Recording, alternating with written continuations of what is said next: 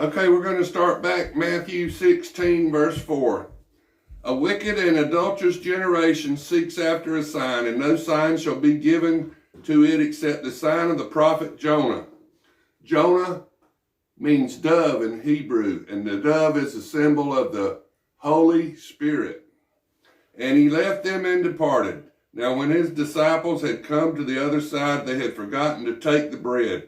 And Jesus said to them, "Take heed and beware of the leaven of the Pharisees and the Sadducees." And they reasoned among themselves, saying, "It is because we have taken no bread."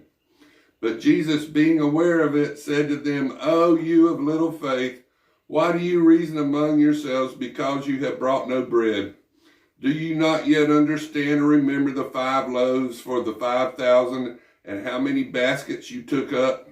Nor the 7 loaves of the 4,000 and how many large baskets you took up?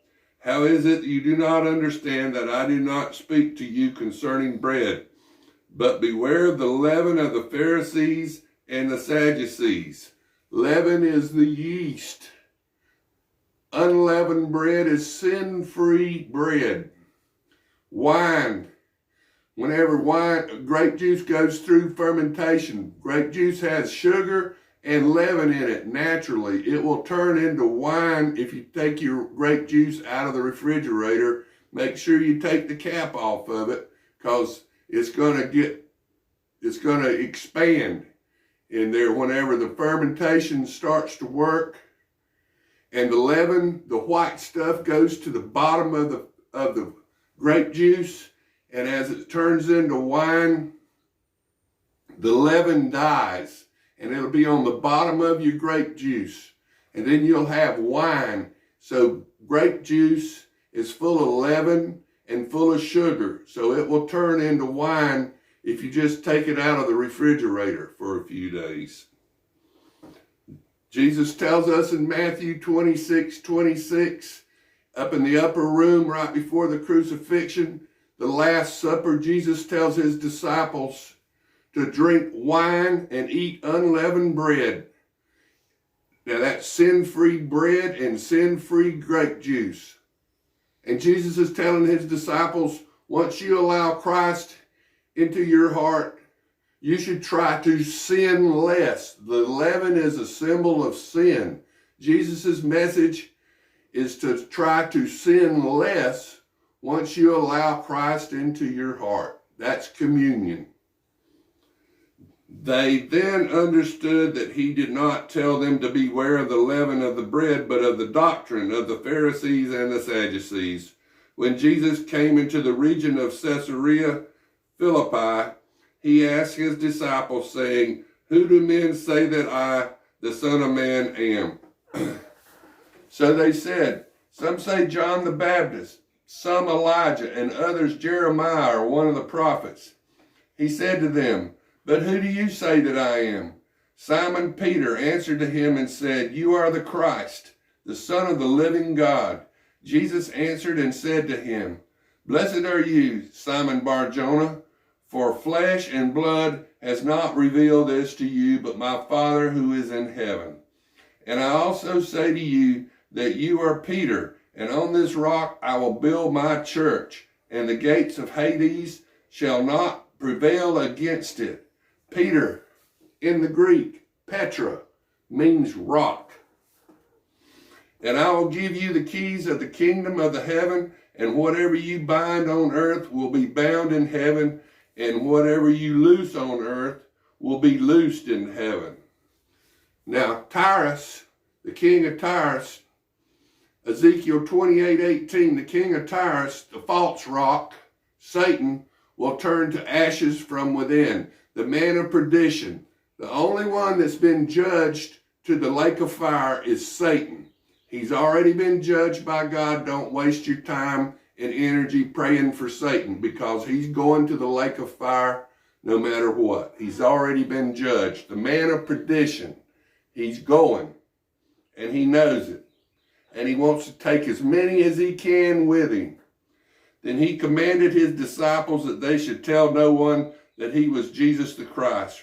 From that time, Jesus began to show to his disciples that he must go to Jerusalem and suffer many things from the elders, the chief priests, and the scribes, and be killed, and be raised on the third day.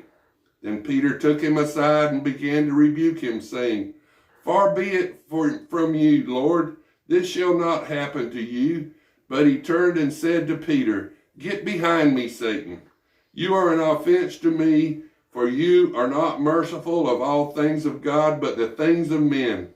Then Jesus said to his disciples, If anyone desires to come after me, let him deny himself and take up his cross and follow me. For whoever desires to save his life will lose it, but whoever loses his life for my sake will find it. For what profit is it to a man if he gains the whole world and loses his own soul? Or what will a man give in exchange for his soul? For the Son of Man will come in the glory of his Father with his angels, and he will be rewarded each according to his works. Revelation 19 tells us the only thing you can take to heaven with you is your works, your righteous acts. And that determines the fine white linen clothing that you will wear in heaven. Your works, your righteous acts, all the stuff that you do out of the goodness of your heart and not expecting anything back.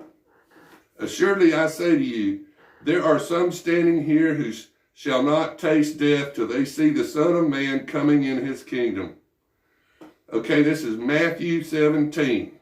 Now after 6 days, Jesus took Peter, James, and John, his brother, and led them up on a high mountain by themselves, the Mount of Transfiguration, Mount Moriah, right there not too far from Jerusalem.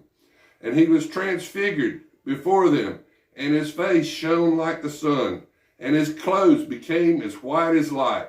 And behold, Moses and Elijah appeared to them, talking with him.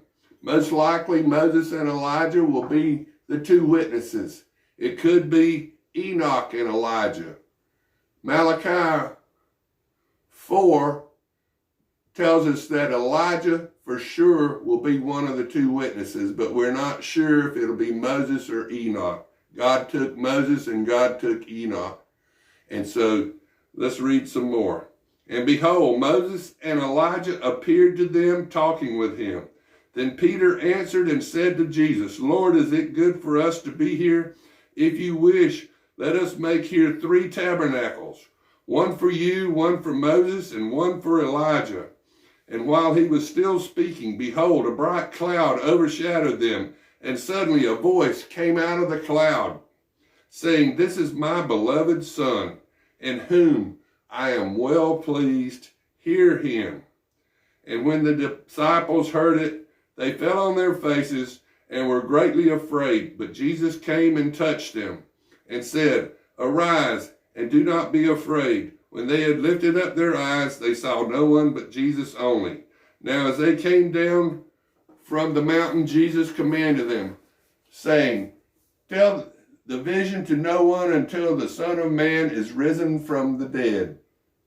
And his disciples asked him, saying, Why then do the scribes say that Elijah must come first? And Jesus answered them and said to them, Indeed, Elijah is coming first and will restore all things. 10 days before 666, the two witnesses will be put into Jerusalem. 10 days before 666. So watchers watch. Watch for the signs. But I say to you that Elijah has come already, and they did not know him, but he did to him whatever they wished. Likewise, the Son of Man is also about to suffer at their hands. Then the disciples understood that he spoke to them of John the Baptist. John the Baptist came in the spirit of Elijah. And when they had come to the multitude, a man came to him, kneeling down to him and saying, Lord, have mercy on my son, for he is an epileptic and suffers severely. For he often falls into the fire and often into the water. So I brought him to your disciples, but they could not cure him. Then Jesus answered and said, O faithless